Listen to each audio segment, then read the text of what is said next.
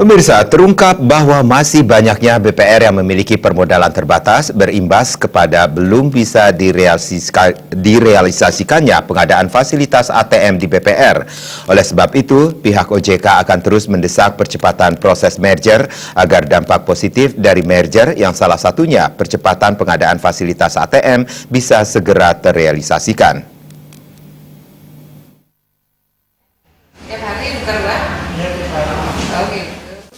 Menurut pengamat ekonomi Dwi Aryawati, problem inti masih belum bisanya BPR menggulirkan fasilitas ATM adalah masih banyak BPR yang bermodal terbatas. Sehingga merger antara BPR merupakan solusi terbaik untuk menguatkan modal BPR, sekaligus mempercepat ketersediaan fasilitas ATM. Seperti yang diketahui bahwa pengoperasian ATM membutuhkan biaya yang sangat tinggi. Hingga hari ini, OJK begitu giat mendesak BPR untuk melakukan merger yang nantinya berdampak pula kepada peningkatan grade BPR setara dengan bank umum, serta pencapaian fasilitas penunjang sarana transaksi keuangan segera bisa terrealisasi di BPR.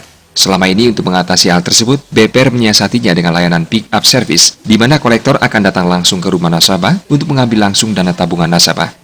Namun dirasa pick up service ini masih banyak kekurangannya, diantaranya faktor keamanan dan tingkat kejujuran kolektornya masih dipertanyakan.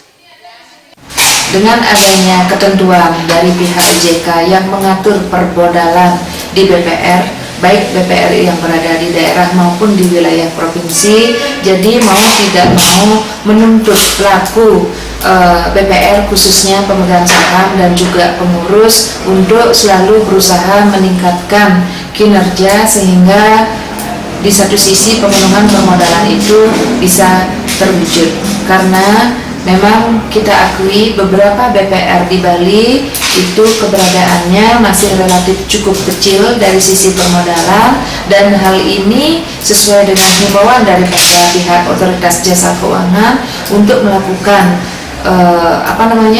merger antar satu BPR dengan BPR yang lainnya.